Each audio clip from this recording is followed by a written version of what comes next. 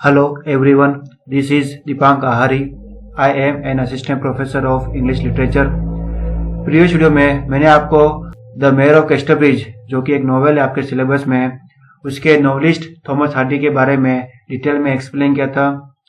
मैंने आपको Thomas Hardy के लाइफ के बारे में कुछ फैक्ट्स बताए थे और साथ ही जो भी थॉमस हार्डी ने अपनी लाइफ में जो भी नॉवेल्स लिखे हैं, जो भी इम्पोर्टेंट वर्क्स लिखे हैं, उनके बारे में भी मैंने आपको डिटेल में ये एक्सप्लेन किया था कि वो कौन कौन से इम्पोर्टेंट नॉवेल्स है एंड वो कब पब्लिश हुए थे।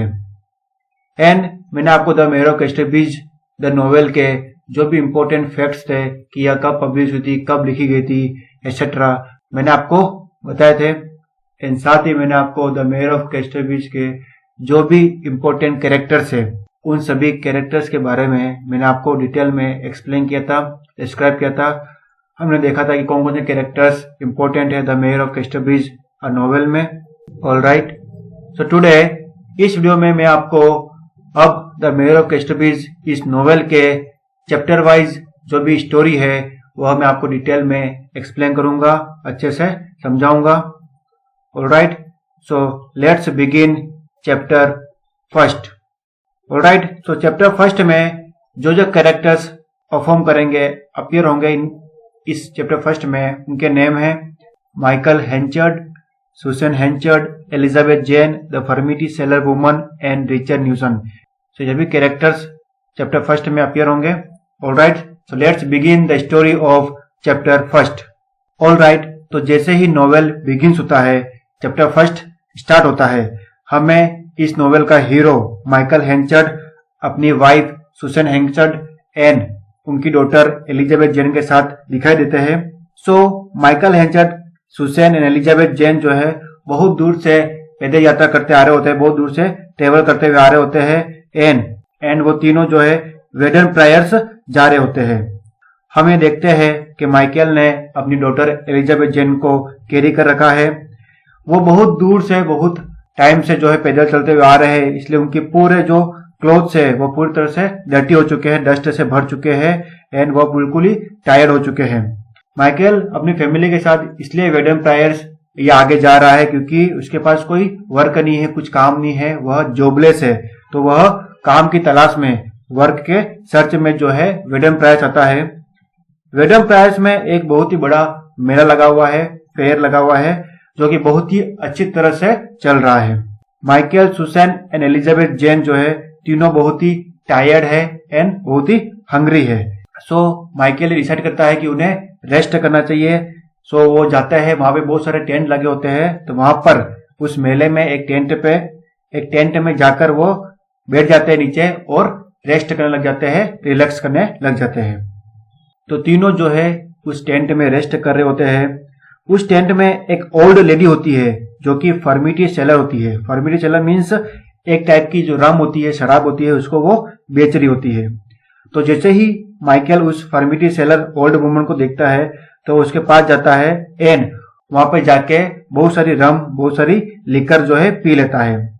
सुसन उसको रोकने की कोशिश करती है, एफर्ट्स करती है, लेकिन माइकल जो है वो सुसन की बिल्कुल भी बात नहीं सुनता है एंड सुसन को ये बाद में रियलाइज होता है कि उन्होंने जो टेंट के अंदर रुकने का जो डिसाइड किया था वो बहुत ही बड़ी एक मिस्टेक थी। अब हेंचर्ड ने बहुत सारी रम की हेवी डोजेस ले रखी है, बहुत ही ज्यादा उसने शराब पी ली है और इस तरह से वो बहुत ही हेवीली इंटॉक्सिकेटेड हो गया, नशे में हो गया है।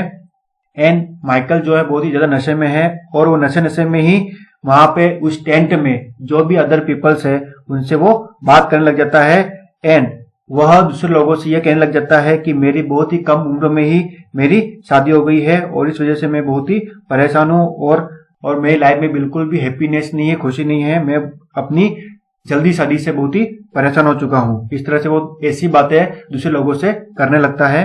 वो बाकी जो भी अदर्स पीपल होते हैं उनसे यही कहता है कि मैं अभी केवल 21 ईयर का हूँ और इतनी जल्दी एज में ही मेरी शादी हो गई है और इस वजह से मेरे पास कोई काम भी नहीं है और मैं बहुत ही परेशान हूँ। इस तरह से वो अदर पीपल से ऐसी बातें करने लग जाता है एंड इस तरह से बातें करते करते ही माइकल डिसाइड करता है कि वह अपनी वाइफ एंड डॉटर को जो भी हाईएस्ट बिडर होगा, जो भी ऊंची बोली लगाएगा, उसको वो सेल कर देगा, उसको वो अपनी वाइफ एंड डॉटर दोनों ही बेच देगा। ऐसा वो नशे नशे में माइकल डिसाइड करता है।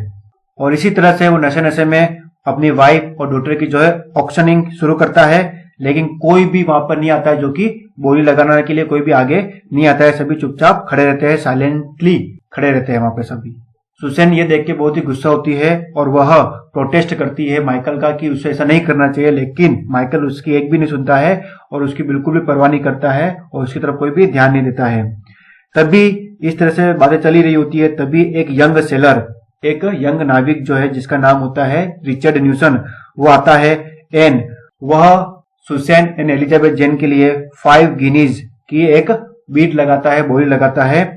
माइकल उसको अपनी वाइफ और डॉटर जो है बेच देता है और इस प्रकार से रिचर्ड न्यूसन जो है 5 गिनीज में सुसैन एंड एलिजाबेथ जेन को माइकल से खरीद लेता है।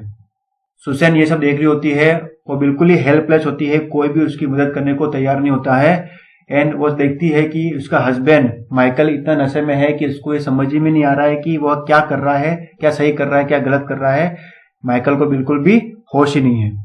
सो सुजैन जो है अपनी डॉटर एलिजाबेथ जेन को लेती है और रिचर्ड न्यूसन के पीछे पीछे वहां से चले जाती है। तो रिचर्ड न्यूसन के पीछे जाते तो जैसे ही टेंट के दरवाजे तक पहुंचती है तो वह अपनी वेडिंग रिंग निकाल देती है एंड बहुत ही गुस्से में, बहुत ही एंग्रीली जो है वह उस वेडिंग रिंग को हेंचर के फेस पे दे मारती है, हेंचर के मुंह पर फेंक देती है एंड फिर वह रिचर्ड न्यूसन के पीछे पीछे वहां से चले जाती है। और इसी के साथ चैप्टर 1 फिनिश हो जाता है। Alright, so thank you so much.